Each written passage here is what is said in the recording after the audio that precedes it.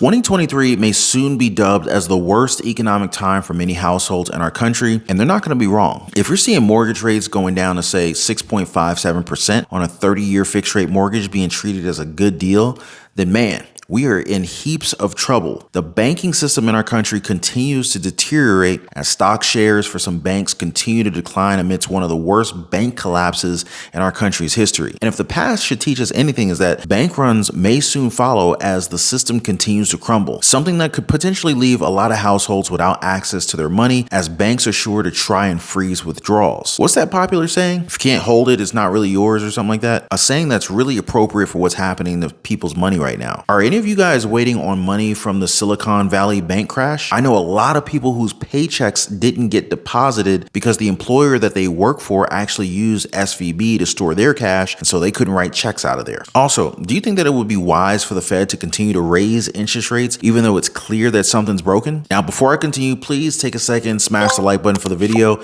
Really helps out a lot with the YouTube algorithm, and I really appreciate each and every one of your likes. And if you're in need of your daily dose of the truth when it comes to the state of our economy, global happenings, Social Security, SSI, SSDI, the stock market, the housing market, and what's really going on in Washington, D.C., then be sure to subscribe and hit that notification bell. And for the best way to invest in gold, be sure to hit the link in the description down below. In these financial times, it is wise to diversify. For the best way to invest in gold, hit the link in the description down below of this video. Now, our financial system is kind of like a Jenga game with very few pieces left on the board right now. It's so wobbly that a feather falling on it might cause the entire building to collapse. But still, markets are expecting the Federal Reserve to stay the course and keep fighting against inflation and continue to raise interest rates. Traders are now seeing an 85% chance of the Fed raising interest rates by at least 25 basis points, with only Goldman Sachs saying that Jerome Powell and company may pass up the chance to raise interest rates even more. Now, according to them, quote, "We think Fed officials are likely to prioritize financial stability for now, viewing it as the immediate problem and high inflation as a medium-term problem now," end quote. The general rule for when the Fed raises rates is that they'll keep doing it until something breaks. And I think that seeing two bank failures in such a short span of time kind of looks like something's breaking. So what do you do when the Jenga pieces fall, right? Well, you stop playing, right? Well, like I said, the Fed's expected to keep playing, broken down pieces and all. Others are worried that the problems within the banking industry may soon spread. And as per Michael Gapin of Bank of America, quote, "If the Fed is successful at corralling the recent market volatility and ring fencing the traditional banking sector, then it should be able to continue its gradual pace of rate increases until monetary policy is sufficiently restrictive. Our outlook for monetary policy is always data dependent. At present, it's also dependent on stresses in financial markets," end quote. And on the topic of stresses in different markets, the housing market just saw a tumble as the average rate on a 30-year fixed rate mortgage dropped to 6.57%. Now, it also says here, if the drop continues, buyers are expected to rush into the housing market again. Today's sell-off dragging rates lower, though the 30-year fixed mortgage rate is still hovering near 7%.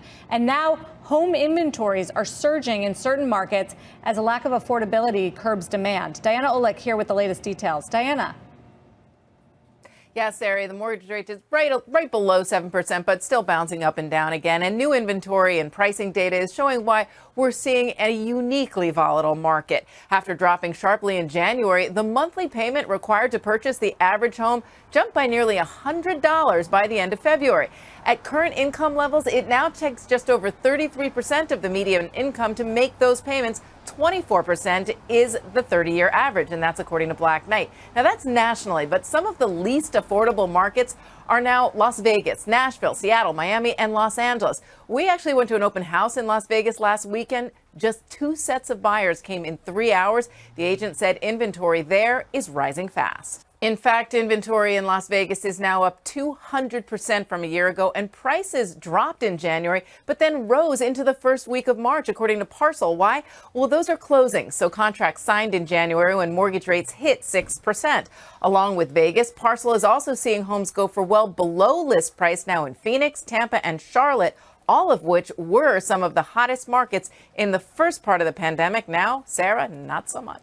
Now, at those prices, do you guys feel as if now is the time for a rebound in the housing market? Or are you guys seeing an even bigger decline in the housing market as time goes on? Are you guys now ready to get on board and get a house with interest rates as they are? Let me know what you guys are thinking. Now, while I agree that the rates did drop for mortgages, they didn't drop as hard as the bank stocks as of late. First Republic shares lost more than 60% recently as the bank has said that they've received additional liquidity from JP Morgan Chase and the Federal Reserve. Their founder, Jim Herbert, and CEO Mike Roffler, they said this in a recent statement, quote, First Republic's capital and liquidity positions are very strong, and its capital remains well above the regulatory threshold for well-capitalized banks, end quote. But let me ask you, do you feel safe with your money in the bank right now? Or are you now thinking about getting all your money out before the bank collapses? It's a lesson that may be hard for others to understand, and given that consumers who choose to keep their money in the banks like Silicon Valley Bank are now feeling a little bit anxious to say the least, there are those of us who continue to buy precious metals and actually have their wealth protected. Now, of course, for the best way to invest in gold, there's a link in the description down below for you. But you might say, I